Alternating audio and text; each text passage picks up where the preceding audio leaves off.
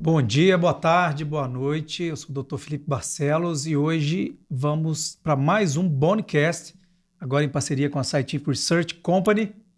E hoje o tema é por que você deve saber fazer o gesso seriado para tratamento de marcha na ponta dos pés. Estou aqui com o Dr. Francesco Canoblumetti, Dr. Márcio Santos, meus amigos. Bom dia, boa tarde. Bom dia a Bom Sejam todos dia. aí. bem-vindos. Muito bom. Sempre bom estar com vocês aí. Marcha na ponta dos pés é algo cada vez mais frequente, né, no nosso consultório. Acho que você faz um dia de consultório, pelo menos vai vir uns 2 pacientes com a mesma queixa, né? Que a família falando que a criança está andando na ponta dos pés, isso está trazendo prejuízos para correr, né? Tropeça demais. Então, é algo que a gente precisa ter no nosso dia a dia e precisa ter no nosso, na nossa gama ali de tratamentos, a gente saber tratar marcha na ponta dos pés, seja indicando fisioterapia, seja indicando terapia ocupacional, seja indicando até o gesso seriado, né? É interessante que tem até esse questionamento, né? Por exemplo, a marcha na ponta dos pés, a gente tem notado um pouco mais. Isso começou, eu acho que a ficar um pouquinho mais evidente aí na época da pandemia, né? Muita gente falava que, porque pela primeira vez estavam vendo as crianças em casa, descalças, andando, os pais estavam tendo essa oportunidade, porque até então eles ficavam trabalhando, as crianças só iam para a escola de tênis e tal. E aí, conforme eles foram vendo as crianças em casa, né, tinha essa teoria de que talvez tenha aumentado. Mas talvez realmente tenha aumentado tanto a percepção dos pais, mas até a nossa percepção um pouco mais para isso, né? Eu lembro no próprio laboratório de marcha da CD, na época que eu estava lá, no começo nós praticamente não víamos ali, né, marcha na ponta dos pés, né, marcha em equino idiopático. E aí, de uns tempos para cá, realmente tem aumentado muito. Então, os médicos também têm ficado mais preocupados, assim, em querer tratar essa condição aí e acaba que eles enviam, né, para fazer avaliação no laboratório de marcha, né? Tem busca aí para ver se é um caso que tem mais essa característica idiopática mesmo, ou se é um caso que tem, né, alguma coisa ali que pode ser patológica e tal, que você teria que investigar, né? Então, acho que dos dois lados, né? Teve essa percepção dos pais e um pouquinho a percepção dos médicos aí que acabou Então, aumentando. você acha que há um maior diagnóstico, por maior percepção médica e da família? Eu acho também, mas eu acho também que talvez tenha aumentado um pouco a incidência, a prevalência. A gente percebe até em questão de congressos nossos, né? Antigamente a gente não tinha aula específica para marcha na ponta dos pés, mesa redonda específica para marcha na ponta dos pés. Hoje em dia faz parte, né? Faz parte. Da nossa atualização sempre ter esse tema, né? Vamos organizar então. Marcha na ponta dos pés. Quando a gente está falando, é algo clínico, né? Andar na ponta dos pés É um termo não genérico. não é um diagnóstico. Então, você pode andar na ponta dos pés porque está no desenvolvimento normal da marcha. A criança está aprendendo a andar, ela alterna o andar na ponta dos pés com o toque do calcânio e isso depois dos 2, 3 anos se resolve. Isso é o fisiológico, é o desenvolvimento da marcha normal. Segundo, você tem já algumas condições previamente estabelecidas, distrofias musculares, que podem aparecer mais tardia, uma pessoa que aprendeu a andar normalmente com o calcanhar no chão, depois de 3 anos, 5 anos, 7 anos, de acordo com qual distrofia, ela desenvolve a marcha na ponta dos pés, tem a paralisia cerebral, que é a condição mais prevalente de deficiência motora, que também é muito frequente a apresentação clínica de andar na ponta dos pés, o autismo, que há uma discussão sobre também aumento de prevalência e diagnóstico, e por último, a marcha na ponta dos pés idiopático, marcha em equino idiopático, que a gente já falou algumas vezes, equino, porque o cavalo anda no dedo, o conteúdo do casco é o conteúdo de um dedo, ele pisa sobre a falange. Então, acho que só resumindo aqui as principais causas para a gente poder alinhar aí os tratamentos e a conversa, assim, de maneira... Vamos fazer um podcast mais, vamos dizer assim, objetivo, porque para ficar mais interessante, você ficar até o final aí, o porquê tratar e como tratar cada uma dessas causas. Quer começar alguma coisa aí, Francisco? Não, só lembrando do que eu estava falando agora, era essa questão da marcha na ponta dos pés idiopático, né? Então, o marcha em equino idiopático, né? Que às vezes a gente acaba não usando menos o termo em equino, né? Mas o nome realmente, né, do inglês é idiopathic toe walking, em português acabou sendo traduzido aí como marcha em equino idiopático, né? E é isso que o Felipe falou, né? Existe até uma certa idade ali, 2 anos de idade, que geralmente a gente considera isso parte do desenvolvimento normal. Começa a passar dos 2, 3 anos, alguns pacientes mantêm esse padrão. E aí a causa é um pouco nebulosa ainda, né? Então tem ali estudos mostrando alterações sensoriais, existe essa relação com o espectro autista, né? Então não é, obviamente, todas as crianças com equino idiopático que vão ter traços de TEA ali, mas muitas crianças com TEA mantêm esse padrão também de marcha na ponta dos pés. E é geralmente essa faixa etária, né, que a gente Que eles começa chamam a até de pensar. estereotipias, né? Estereotipias, é. Sim. É até 30%, né? Tem artigos que falam em 30% das crianças com TEA desenvolve marcha na ponta dos pés. Não é algo que ajuda no diagnóstico, mas é algo que faz a gente pensar mais sobre, né? E hoje em dia, né, com a tentativa aí de descobrir causas genéticas de tudo, né? Sim.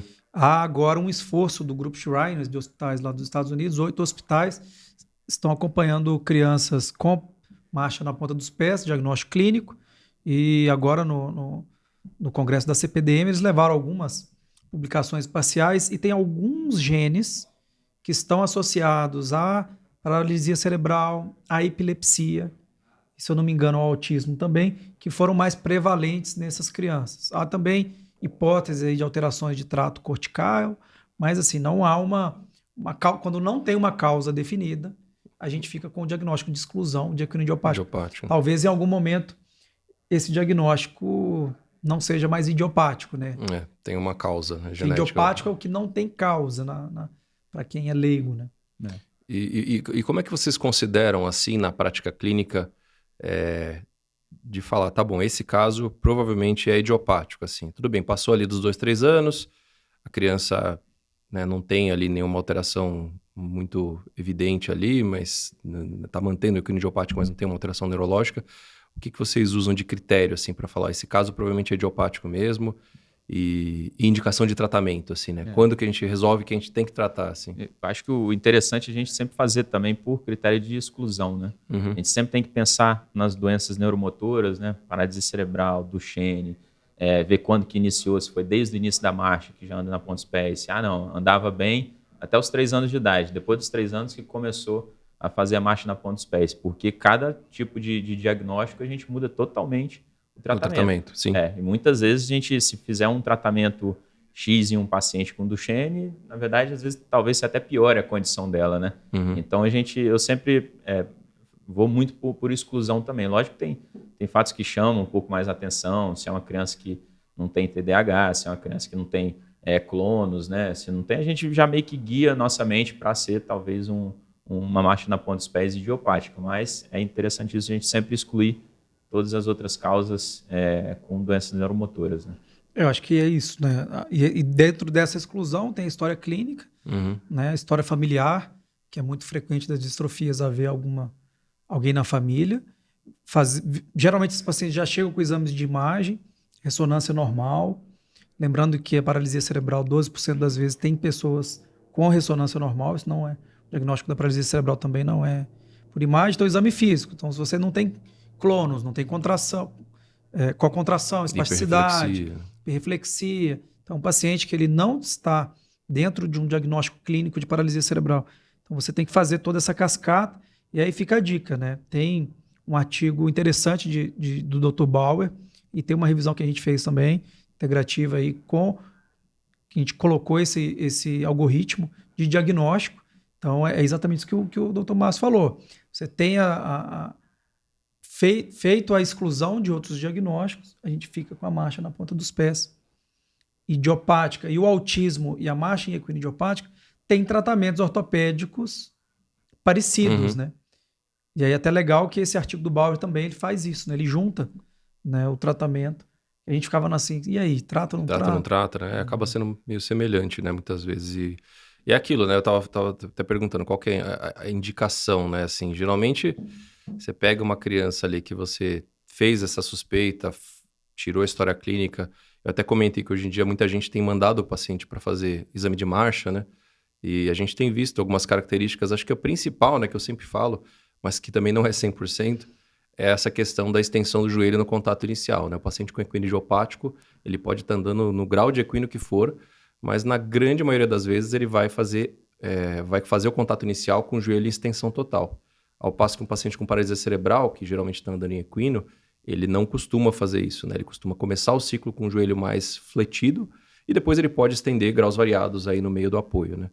Mas, de novo, isso também não é regra, sempre existe uma exceção. Semana passada mesmo eu vi um caso de uma criança com uma hemiparesia que estava com o pé bastante equino, mas ele fazia o contato inicial com o joelho em extensão total. Então, não é regra, né? Mas pensando no tratamento, assim, né, dessa criança com equino idiopático, né? Qual que é a sua primeira linha de tratamento para né, digamos, uma criança ali que passou dos seus 4, 5 anos de idade, já tem algum grau de encurtamento do tríceps oral, que é uma coisa que a gente costuma ver, né? O que você pensa, assim?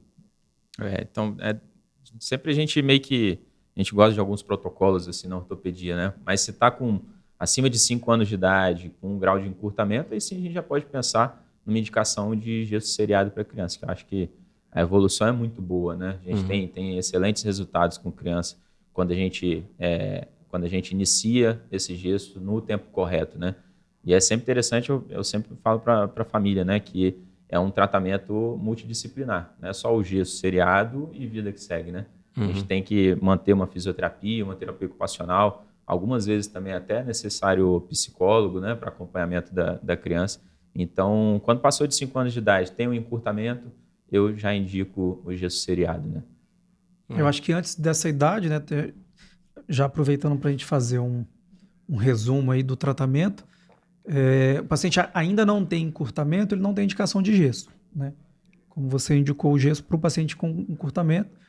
Então, antes do encurtamento ocorrer, o paciente está andando na ponta dos pés, não que seja fácil e que vai resolver em todas as crianças. Todos os tratamentos têm falhas, né? Fisioterapia, terapia ocupacional, uso de órteses, né? E o gesso seriado entra já nesse momento de algum encurtamento. Antigamente, a gente não... Também, de novo, né? Ficava na dúvida aí, qual é o encurtamento, como medir esse encurtamento? Então, de maneira geral, eu fiz a minha revisão do mestrado, né? E assim, algumas coisas que os artigos não deixavam claros de metodologia. Você nunca tem claro como que eles medem, se é com o joelho em extensão, com o joelho em flexão, e o que eles consideram capacidade de correção da marcha. Até no artigo que a gente fez, a gente definiu capacidade de correção da marcha, o toque inicial com o calcanhar, com o joelho estendido. Que é uma das características, inclusive, né, do equino idiopático, né? A criança Sim. que tem a capacidade de correção quando requisitado, né? Apesar de que, né, algumas crianças não corrigem não totalmente. Conseguem corrigir, os artigos já existem. E aí é interessante que no nosso artigo que a gente mandou agora para a revista e está para sair, é que a gente conseguiu relacionar a gravidade. Um dos itens foi a capacidade de correção. Então, somente nos graves, dentro da classificação de Alvarez, haviam pacientes que não eram capazes de corrigir. Ou seja, aí, já falando aqui para quem é médico ou fisioterapeuta que entende o que é a classificação de Alvarez, ela leva em consideração 3 características do exame tridimensional da marcha e desconsidera o exame físico, que é uma crítica também à classificação, né? Mas, de maneira geral, acho que são coisas interessantes que ficam, assim, ao fazer essa leitura crítica dos artigos. Então, hoje, o que eu considero? O joelho em extensão, a gente mede o encurtamento. A gente está medindo o encurtamento do gastrocnêmio, que é o que a maioria das vezes vem primeiro. Então, estando aí entre menos 10 e mais 10, já é um paciente candidato a gesso seriado. Lembrando aí que às vezes as pessoas pensam, né? Falar, puxa, tá com 10 de extensão de dorsiflexão do tornozelo, a criança tem 5 anos de idade, não tá encurtado, né? Mas assim, 10 graus de dorse, 5 graus de dorse, às vezes já existe assim uma certa limitação, porque você esperaria que uma criança dessa idade tivesse um pouquinho mais de amplitude, né? Então, só para considerar, né? Às vezes a gente pega isso, né? Pega um paciente que tem 5 de dorse ali, aí você flete o joelho, às vezes melhora um pouco, vai para 10.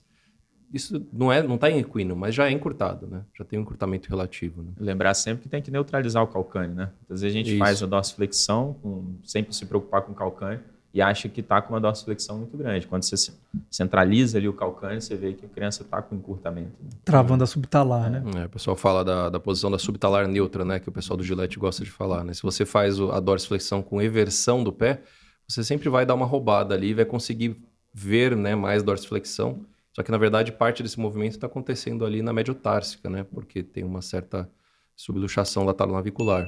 Então, você tem que fazer uma leve inversão, assim, né? Para realmente reduzir a talonavicular.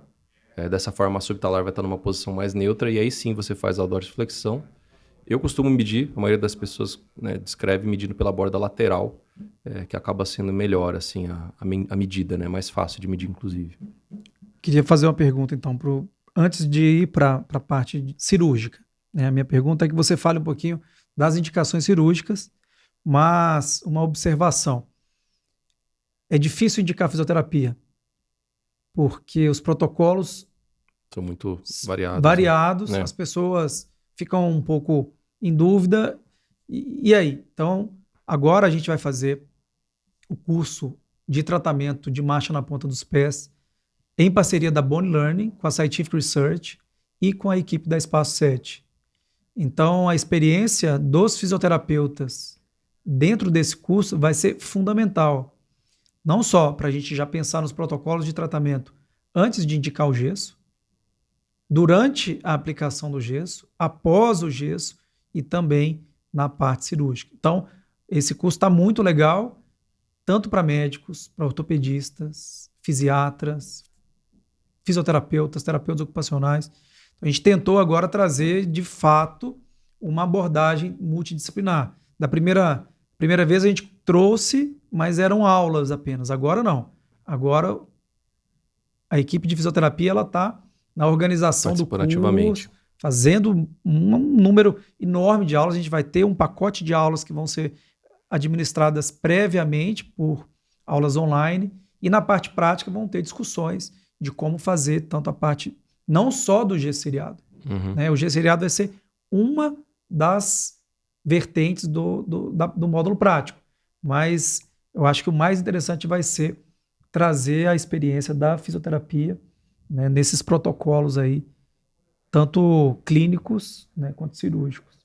Acho que isso é uma coisa que vai ser fundamental e vai dar um corpo para esse curso realmente maior do que o do ano passado, que já foi muito bom.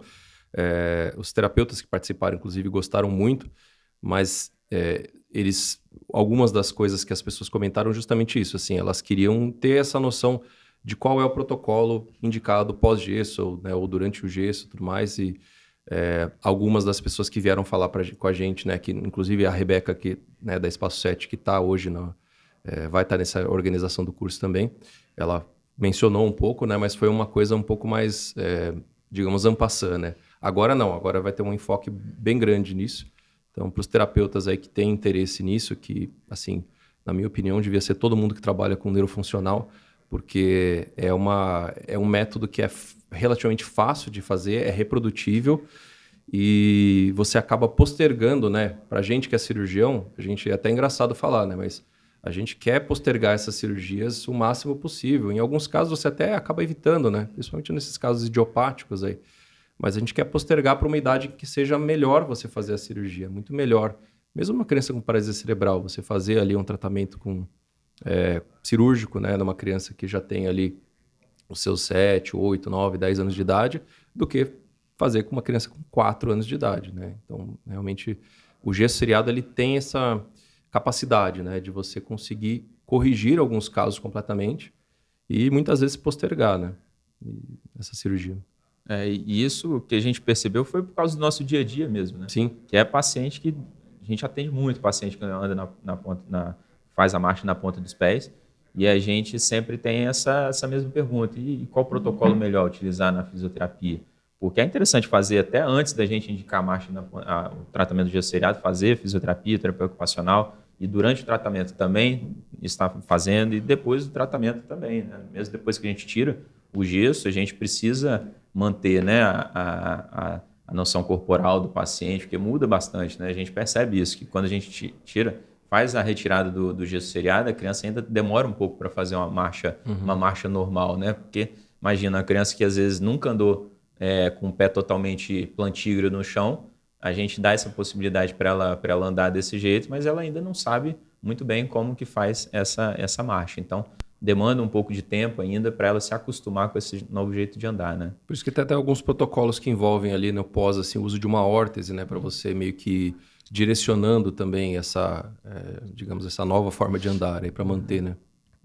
E é interessante que assim, os artigos eles são muito conclusivos de que a melhora da marcha não é necessariamente a normalização de todos os parâmetros da marcha.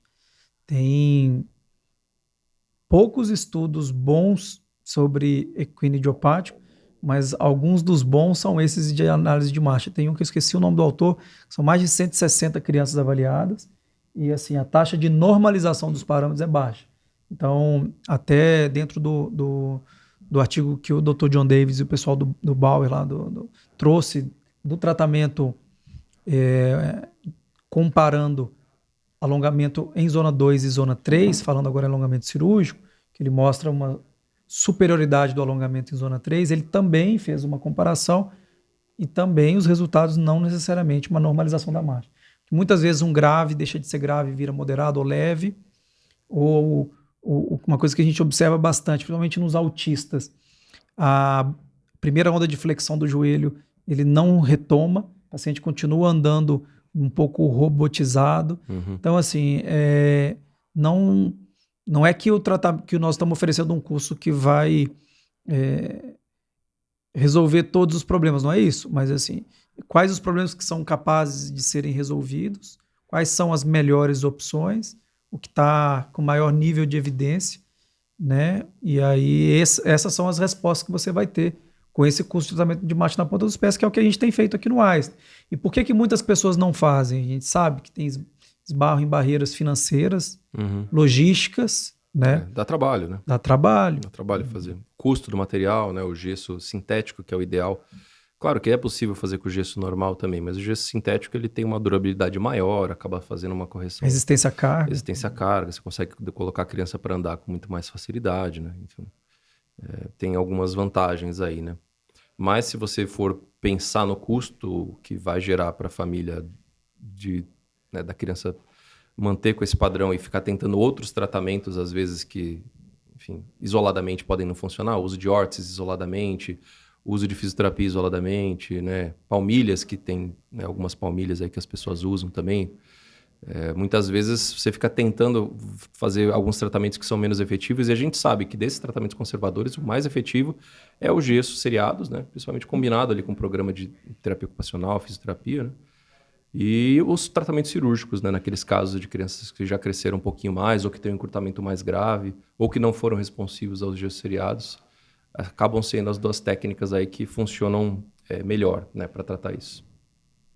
É isso aí. Muito bom. Eu acho que é isso, assim. Só tem lógico que a gente vai se debruçar bastante no curso de marcha, né? Falar sobre todos os fatores envolvidos. Mas uma pergunta para vocês. Paciente de 5 a 7 anos que não tem encurtamento não tem encurtamento do tríceps, tem uma dorsiflexão boa e anda na ponta dos pés, vocês fariam gesso seriado? A gente já fez alguns, vamos ser honestos, assim, dentro de uma tentativa inicial de fazer fisioterapia e uso de órteses que falharam. Já fiz de forma off-label, vamos dizer, para tentar um treinamento de marcha. O paciente mais difícil de tratar, e eu não vou falar só de 5, 7 anos, não. Eu tenho um paciente de 11 anos que fez laboratório de marcha, foi classificado como alvarez grave e não tem encurtamento. Então, assim, é um paciente super difícil de você manejar. Esses pacientes que persistem andando na ponta dos pés sem ter encurtamento. São os mais difíceis de tratar, eu acho. Existe uma teoria de que se você coloca o gesso nesses pacientes, mesmo ele não tendo encurtamento muito significativo, que você dá uma certa reprogramada, né, na cabeça do sujeito, e aí com isso você reduziria, né? Mas é o que o Felipe falou, nem sempre é tão fácil assim. Às vezes tem que complementar o gesso com esses outros métodos aí, com terapia ocupacional, integração sensorial, quando o paciente tem alguma questão sensorial. Às vezes o uso de órtese um pouco mais prolongado, inclusive durante a marcha, para tentar ver se isso aí realmente você consegue padronizar essa marcha nova, né? Mas não é fácil.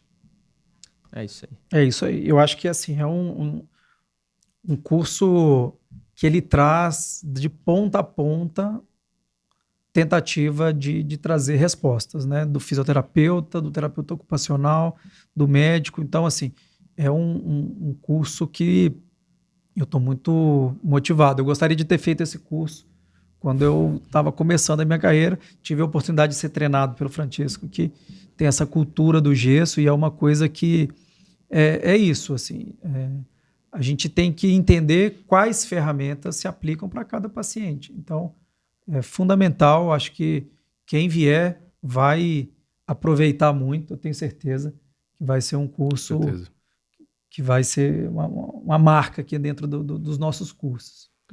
Eu acho que vai ser um curso sensacional, assim, e da gente conseguir fechar em alguns protocolos, assim, né? Não totalmente engessado, assim, mas a gente tem em mente cada tipo de doença que a gente for indicar, né? O gesso seriado na marcha na ponta dos pés, em que idade, qual tratamento a gente vai seguir depois também do gesso seriado. Então, a gente conseguir explicitar isso tudo certinho, eu acho que vai ajudar bastante no dia a dia de todo mundo, né? Seja ortopedista, fisioterapeuta, terapeuta ocupacional.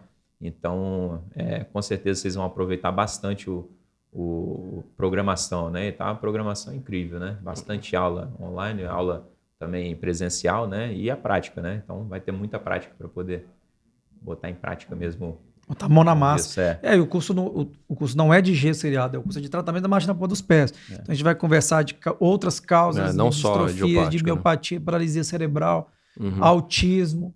Né? Tem o Dr. Luiz De Angela, que está aí falando muito de autismo, o Fernando, que trata muito pé, a doutora Suzana. Então, assim, é um curso que tá bem legal. Bom. E são o que eu sempre gosto de curso é os tips and tricks, né? Eu acho sensacional. Exato. É uma coisa que eu aprendi até muito com vocês, assim, como fazer um gesso seriado bem feito. As complicações. Complicação, todo mundo vai ter. Tudo isso. E você tem que saber como lidar com a complicação, né? Porque tem uma complicação, você tem que saber conversar com a família, lidar com a complicação.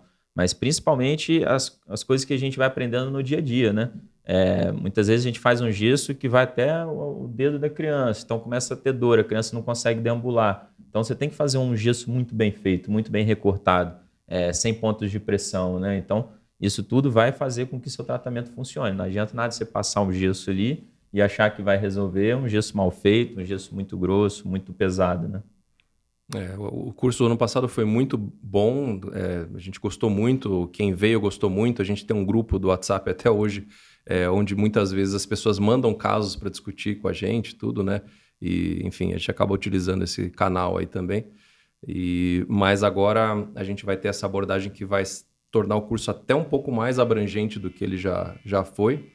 E acho que vai ser muito importante aí para quem que realmente quiser participar e tiver interesse nessa área.